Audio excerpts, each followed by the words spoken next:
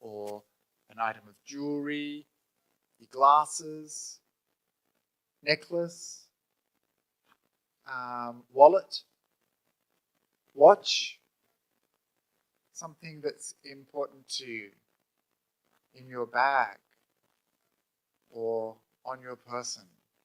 Has everyone got something? Yeah? Well, let's get it ready. I'm going to look what I've got.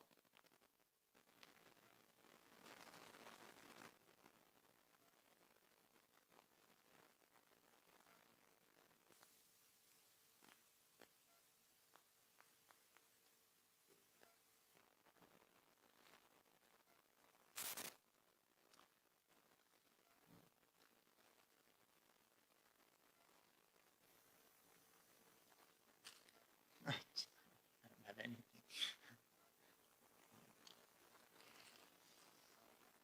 Okay, so get your object ready. Lily, what we're doing, I'm not sure if you heard, for those people who just came in, everyone has something that is important.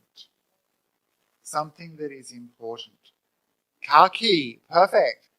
House keys, car keys, mobile phones, spectacles, watch things, wallet, water bottle, something that is important. You too, Venerable. Do you have something important, something valuable, something special in your room? Oh, remote control is special. Is it a bit cold?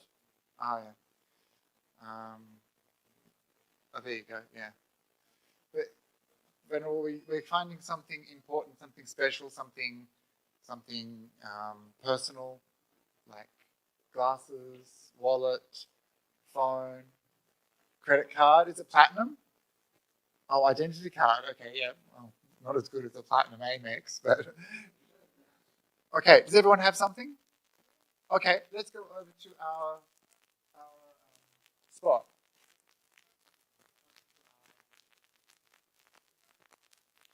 Over to our objects. So feel free to bring a chair nearby and come, we'll sit on the ground again.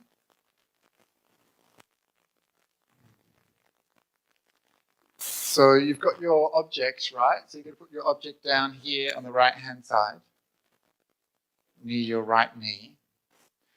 And you've got 5 seconds only to choose an object from the pile. Don't think too hard about it, okay? Ready? 5, 4, you're running out of time. 3, 2, 1.5, 1 and a little bit. And for the live, do you have something important on your person? Like your wallet or your phone? Yeah? Great. You can get it out and put it here, like this, on your right. And this one goes on our left. So the object we just took goes on your left, and your precious object goes on your right. Wait, you've got 2 of your... No, you need 1 of your own. Do you have something like your phone? Your glasses? Anything that's precious and important to you?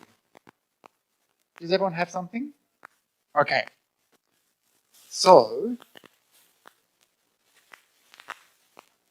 we're going to take the object on our left and we're going to give it to the person next to us. Left. Yes, very good. Sadhu, sadhu, sadhu. So I get a box of tissues. What did you get, Bante? Some coffee.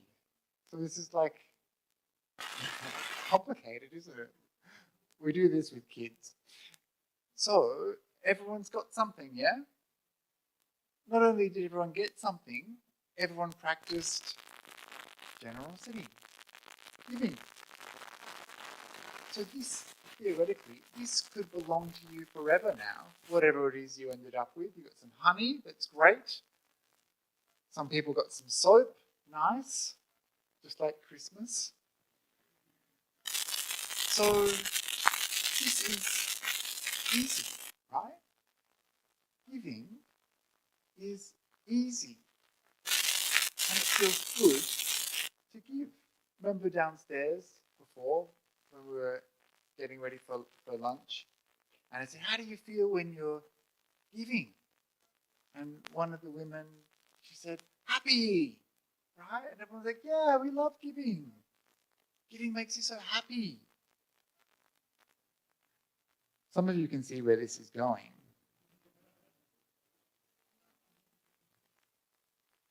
So, you've got your precious thing.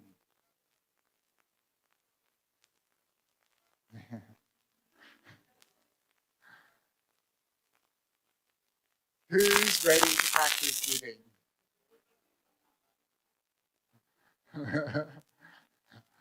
What's changed? What's changed? Yeah, it's harder. Yeah. Attachment. Yes. Attachment to what? Yeah. My stuff. It's easy to practice generosity with stuff that doesn't belong to you, right?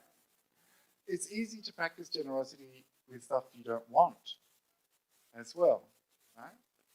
It's really difficult to practice generosity with something that is important to you. And just to be really clear, I'm not going to ask you to give away your stuff. Although it would be a real test, right? Yeah? Depending on how much is in that wallet. Easy to give away, not much. But you see, that's the thing. It's actually quite hard when you don't have much to practice generosity. It's easy when you're wealthy to practice generosity, right? And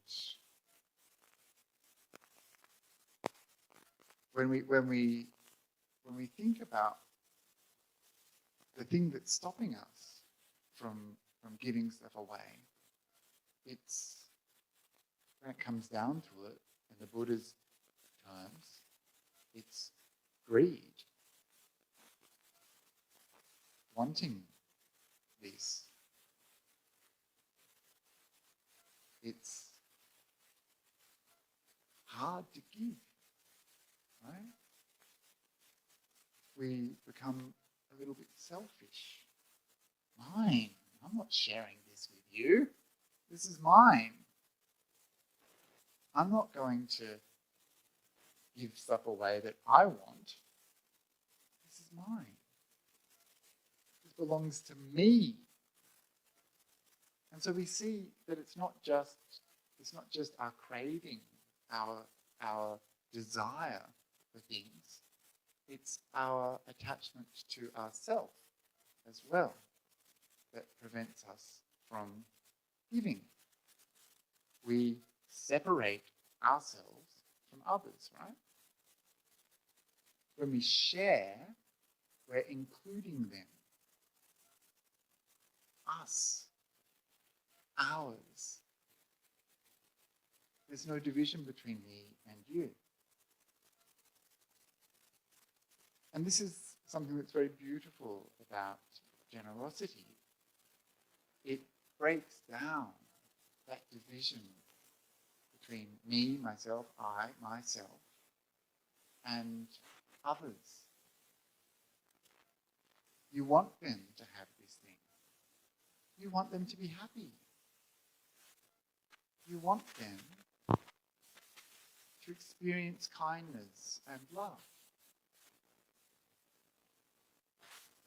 And the thing that stops us doing that to everyone is craving, attachment, greed, mindfulness, selfishness, having a self. Again, just to be really clear, the Buddha didn't say you had to give everything away. You weren't allowed to have possessions. So that no one's going to stand behind you and say, you're a bad Buddhist, you were hesitating there, there's a story, I think it's maybe in the Vinaya, about a nun who, I think someone, a bad motivated person, kept on demanding things from her. And so she gave things. And then he's like, give me your robe. And she was like,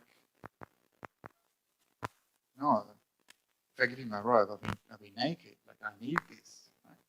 And so, for monks and nuns, we're allowed to have possessions, hopefully not too many, and we're allowed to keep them.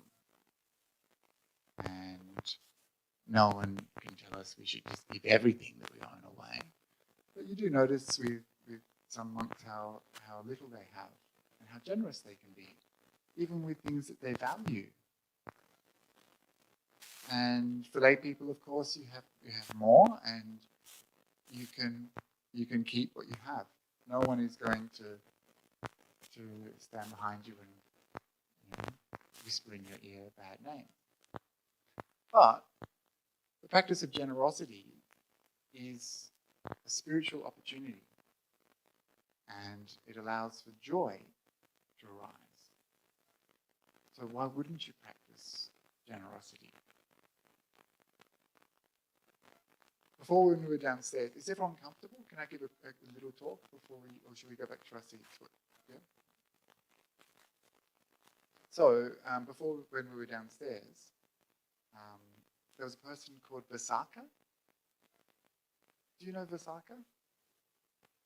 So I don't know her either. I just know this name. Because again, this name comes from the time of the Buddha. And Visakha was a laywoman. And she was foremost in generosity. So the Buddha, he gave out titles once in a while to his bhikkhus, bhikkhunis, lay women and laymen. And he said, this bhikkhuni, she is foremost in Vinaya knowledge. This bhikkhuni, she's the best at being a teacher. This bhikkhu, he has the most faith. This layman, he's the best at this. This laywoman, she's the best at that. Start giving out merit awards, right? Or employee of the month awards. And Visakha, she was foremost in generosity. So she was really good at practicing generosity. And many of the people we know from the suttas, we know about them because they were generous, like Anantapindika, who gave a monastery, or Ambapali, who gave a monastery. These are like really generous people.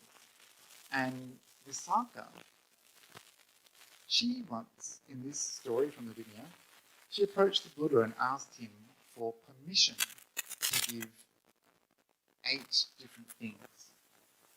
These were requisites for the monks and nuns, such as robes, medicines, and food, and things like that. So she asked permission from the Buddha, like, can I give you and the Sangha this kind of stuff? Isn't that nice? What a nice gesture. It was like an invitation. She was requesting, can I give this stuff to the Sangha? The Buddha was like, yes. He would never want to squish someone's generosity, right? He says yes. But then he says, why do you want to give this stuff to the Sangha? She's like, well, if they give clothes, and they give clothes, if they give medicine, and they make it better. And it's like, yes, fine, that's good. But what's in it for you? Right? What's in it for you? This is a pretty tough question. When you give, when you're generous, what's in it for you? What are you getting out of it? Are you calculating the amount of merit? Are you thinking, oh, if I do this, I'll get something back? Are you thinking, oh, if I do this, I'll get to heaven? Why are you being generous? Don't tell me. I don't want to know. But Visakha, she was an intelligent woman and a skillful practitioner. And she said, this is her answer. She said, when I give, I reflect upon my generosity. And when I reflect upon my generosity, joy is in my mind. This is pamoja, joy, gladness. That's pretty good, isn't it? To go from a state of having no joy to having joy. Like, that's pretty good. That's okay, right? Better than nothing, isn't it? So you have joy. People don't look very excited. Already you're moving from whatever level you're currently on to a mind with joy in it. Sadhu, that's amazing. Suddenly you have a mind that's infused with gladness. It's pretty special. So she said, when I practice generosity, I reflect upon it and joy appears in my mind. And that's just the beginning of this sequence. Many of you will have heard this sequence before, especially if you've done Sutta studies with Ajahn Brahmali. And this sequence goes like this. Do a good action, be generous, reflect upon it, joy. Next, this joy deepens and becomes piti, rapture, thrill, enthusiasm, ecstasy. And then that rapture, that piti, deepens and becomes kaya passaddhi. Kaya passaddhi. This means bodily tranquility. This means the body becomes more calm and more peaceful, and the sense doors are starting to close down a little bit. They're not so important all of a sudden. We've moved already from a sensory experience of the world, where we contact the world using our senses, and where our enjoyment comes from using the senses, and we're starting to move internally, away from the senses, internally. So our sense faculties are becoming tranquilized. That helps us to develop a more internalized form of happiness, which we call bliss, sukha. That sukha feels good, right? That's why it's called bliss. This is why people practice meditation, because they experience a good time. And that good time of bliss keeps you there, meditating. And the mind, because it's experiencing so much pleasure, starts to deepen and deepen and deepen. And that bliss is what draws the mind deeper and deeper into stillness, samadhi. So let's go through that little journey Visakha was on. She hasn't finished yet. Starts with giving, reflecting upon her generosity. Next comes joy. Close. Joy. Joy becomes piti or rapture. That rapture becomes bodily tranquility. That tranquility becomes bliss. And that bliss draws the mind into samadhi, stillness. And from there, wisdom can arise. So she says that after I develop samadhi, I can develop the 5 spiritual faculties and the 5 spiritual powers. Just very quickly, this is saddha, faith, virya, energy, sati, mindfulness, samadhi, stillness, and panya, wisdom.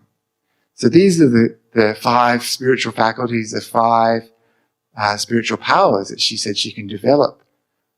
And so she's leading up through successively more complicated and more beautiful states of mind. And she's developing these minds of wisdom, which lead to vimutti, lead to freedom, nibbana. And this movement of the mind, so we're here, and she's suddenly gone all the way up here, right? This is the power of generosity. And so she said this to the Buddha, and he said, of course, he said, sadhu, sadhu, sadhu, very good, Vasaka, very good. Like getting praised by the Buddha, it's pretty cool, right? So he said, very good. This is the potential that she saw in her generosity. And so no wonder she was foremost in giving. She was having a great time. She was so joyful in her giving because she saw the benefit. That's why she gave. She could see the benefit for herself, as well as, of course, that it benefited others. And so this is how we can also train. In our own life, we have so many opportunities to practice generosity. Perhaps more opportunities than we allow ourselves to practice meditation, if the truth be told, right? If we're practicing 15 minutes a day, 15 minutes a week, or month, then our potential inside our meditation is limited. If we're practicing generosity, we've got so many opportunities all day long. Yeah? You're making food for the kids, helping someone across the road, listening to a friend, giving them some time,